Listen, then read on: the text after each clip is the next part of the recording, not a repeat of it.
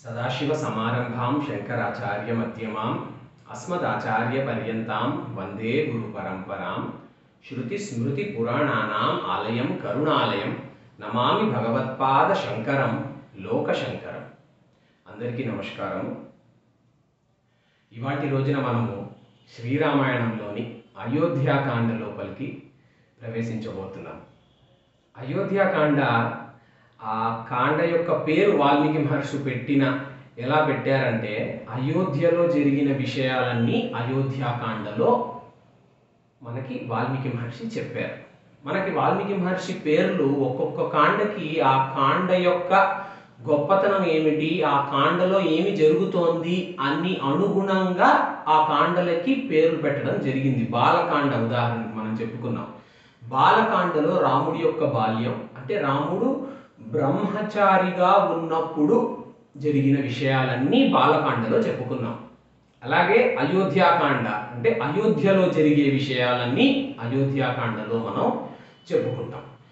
అయితే ఈ అయోధ్యాకాండ గొప్ప గృహస్థాశ్రమ ధర్మాలని తీర్చిదిద్దుతుంది అని పెద్దలు చెప్తూ ఉంటారు। ఎందుకు అంటే అయోధ్యాకాండలో ఏం జరుగుతుంది, రాముడు ఒక బ్రహ్మచారి అయిన రాముణ్ణి విశ్వామిత్ర మహర్షి రాముణ్ణి శ్రీరాముడిగా చేసి శ్రీరాముణ్ణి ఇప్పుడు గృహస్థాశ్రమం లోపలికి ప్రవేశింపచేసి గృహస్థాశ్రమంలో ఏ ఏ ధర్మాలు పాటించాలి, ఎలా మనము నడవాలి అనే దాన్ని అయోధ్యాకాండ గొప్పగా చెప్పుకుంటూ వస్తుంది మనకి। ఎందుకంటే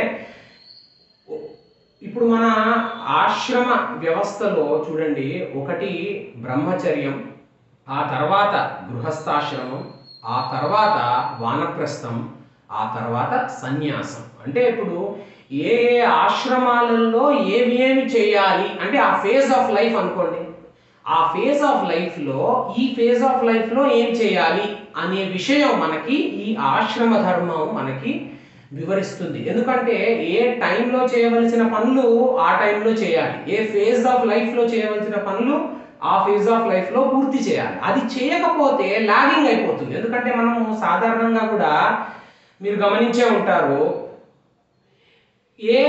ఒక టైంలో మటుకు అది చేయలేదనుకోండి ఆ కార్యం, ఇంకా టైం కనుక గడిచిపోతే ఇంకా ఆ కార్యానికి రావాల్సిన ఎఫెక్టివ్నెస్ రాదు। కాబట్టి అలాగే మన జీవితం అంతా కూడా 4 phases ఆఫ్ లైఫ్ లాగా సనాతన ధర్మం చెబుతుంది। ఏమిటా 4 phases అంటే బ్రహ్మచర్యం, మొట్టమొదటిగా బ్రహ్మచర్యాశ్రమం అంటే ఈ బ్రహ్మచర్యంలో నేర్చుకోవడం, గురువు దగ్గర నేర్చుకోవడం తప్ప ఇంకొక ఆలోచనే ఉండదు బ్రహ్మచర్యాశ్రమంలో। అంటే ఎప్పుడు వాళ్ళు డిసిప్లిన్డ్గా ఉండి నేర్చుకుంటూ అంటే గురువు శుశ్రూష చేస్తూ నేర్చుకోవడంతో వాళ్ళ జీవనాన్ని వాళ్ళు ముందుకు తీసుకెళ్తూ ఉండాలి। అంటే బ్రహ్మచర్యాశ్రమంలో చేయవలసిన పని ఏమిటయ్యా అంటే గురువుకి శుశ్రూష చేస్తూ గురువు దగ్గర నేర్చుకోవడమే బ్రహ్మచర్యాశ్రమంలో చేయవలసిన పని। ఆ తర్వాత రెండవ ఆశ్రమం గృహస్థాశ్రమం।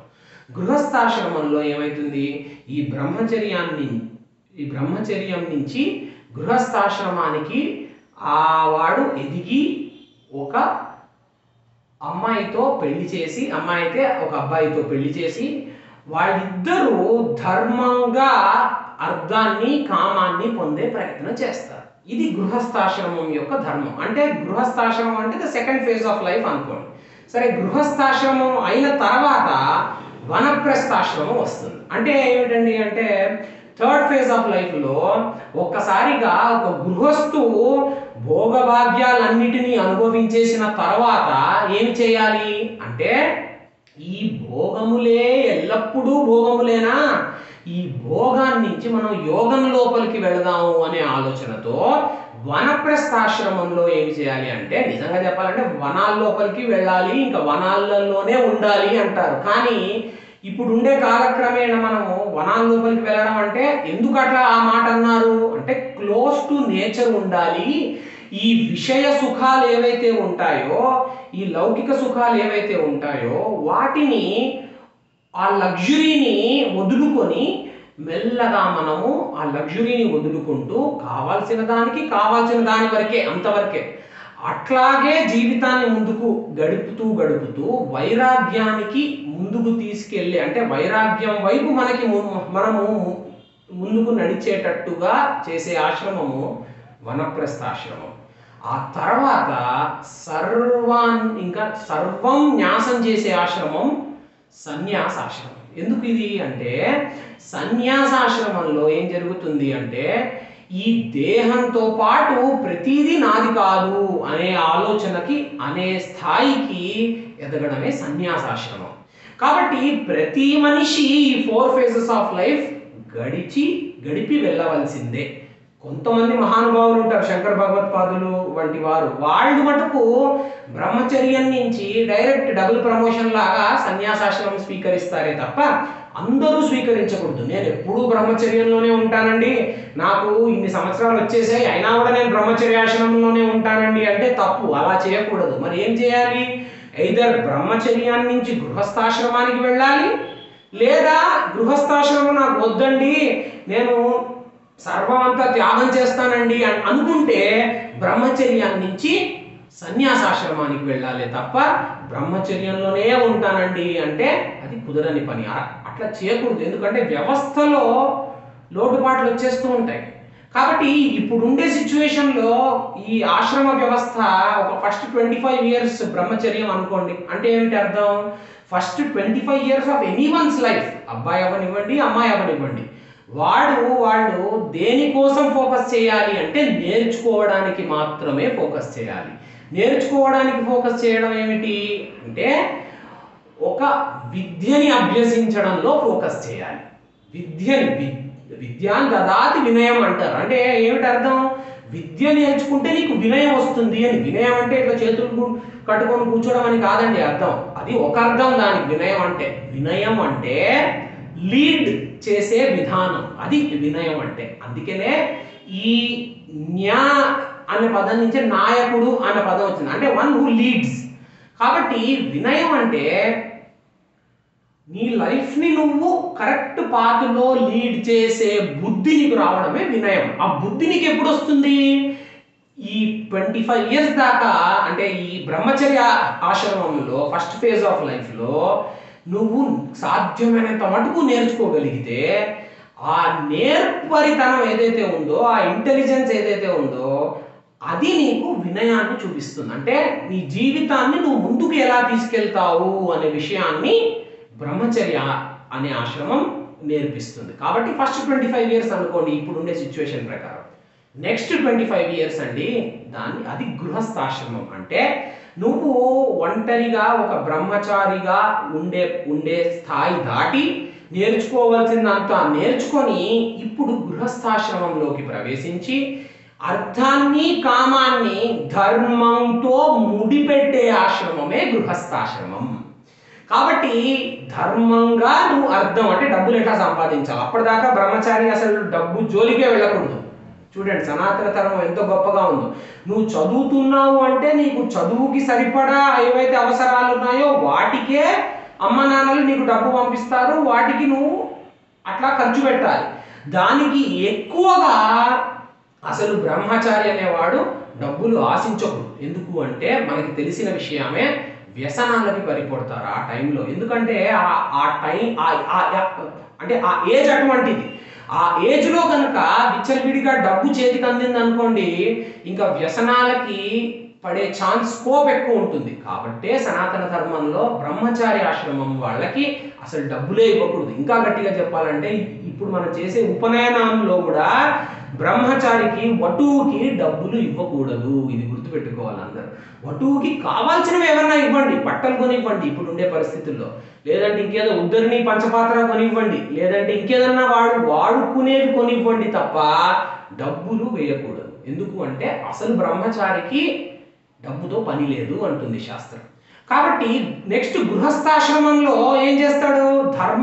ధర్మాన్ని వాడి అర్థాన్ని కామాన్ని సంపాదించే ప్రయత్నం చేస్తాడు. ఎందుకు చేయాలండి ఇది అంటే, ఈ అర్థాన్ని కామాన్ని సంపాదించి ధర్మంతో పాటు ఈ చతుర్విధ ఫలపురుషార్థాలలో ధర్మార్థ కామ మోక్షాలలో ధర్మాన్ని వాడుతూ అర్థాన్ని కామాన్ని సంపాదించాడు అనుకోండి, లభించేది మోక్షమే. అయితే ఈ అర్థం కామంలో కూడా మీరు జాగ్రత్తగా గమనించండి. ఎవడైనా ఒక లడ్డూ తిన్నాడు అనుకోండి, లేదంటే ఒక ఒక గులాబ్ జామ్ తిన్నాడు అనుకోండి, నువ్వు గులాబ్ జామ్ రుచి చూసావా అని మనం అడగాలి అంటే, వాడు తిన్నవాడైతేనే గులాబ్ జామ్ రుచి చూడగలుగుతాడు. వాడు తినని వాడు అనుకోండి, వాడికి గులాబ్ జామ్ రుచి వాడికి ఎప్పటికీ తెలియదు కాదు కదా. గులాబ్ జామ్ ఎట్లా ఉంటుందో, ఆ రుచి చూడాలి మనము, ఎంత బాగుంటుందో అనే ఆలోచనలు వాడికి ఎక్కువ అయిపోతాయి. కాబట్టే ఈ అర్థకామాలని నువ్వు ఎట్లా అనుభవించడం అంటే ధర్మంగా అనుభవించి ఓ అర్థకామాలంటే ఇంతేనా, దీనికంటే పట్టుకోవలసిన ఆనందం ఇంకా చాలా ఉంది అన్నమాట అని ఎప్పుడైతే ఒక గృహస్థుడు అనుకుంటాడో అప్పుడు గృహస్థాశ్రమానికి సార్థకత పొందినట్టు. అట్లాంటి గృహస్థాశ్రమ ధర్మాలని మనకి అయోధ్యాకాండ చెబుతోంది. ఎందుకంటే రాముడు ఇప్పుడు సీతారాముడు అయ్యాడు కాబట్టి గృహస్థాశ్రమ ధర్మం అంటే ధర్మం అనేది మారుతూ ఉండేదే ధర్మం అనేది ఇప్పుడు ఇప్పటిదాకా ఒకటే ధర్మం. ఏమిటి? గురు శిష్యుల ధర్మం. అంటే రాముడు శిష్యుడు, విశ్వామిత్ర మహర్షి గురువు, రాముడు శిష్యుడు, వశిష్ఠ మహర్షి గురువు, అంతే. ఇప్పుడు గృహస్థాశ్రమంలో ఒక ధర్మం అనేది మారుతూ ఉంటుంది. అంటే భార్యతో ఉండవలసిన ధర్మం వేరు ఇప్పుడు రాముడికి, తన అన్నా తమ్ముళ్లతో ఉండవలసిన ధర్మం వేరు, తన తండ్రితో ఉండవలసిన ధర్మం వేరు, తన తల్లులతో ఉండవలసిన ధర్మం వేరు, తన మిత్రులతో ఉండవలసిన ధర్మం వేరు, ప్రజలతో ఉండవలసిన ధర్మం వేరు. కాబట్టి ధర్మం అనేది మారుతూ ఉన్నదే ధర్మం, మారకుండా ఉండేది సత్యం అంటారు పెద్దలు. కాబట్టి ఈ ధర్మం అనేది ఎప్పుడు ఎలా వాడాలి, గృహస్థాశ్రమంలో అర్థకామాలని పొందడానికి ధర్మం ఎలా వాడాలి అనేది చెబుతుంది. కాబట్టి గృహస్థాశ్రమ జీవితం ఎప్పుడు సార్థకత పొందుతుందయా అంటే, నువ్వు పొందింది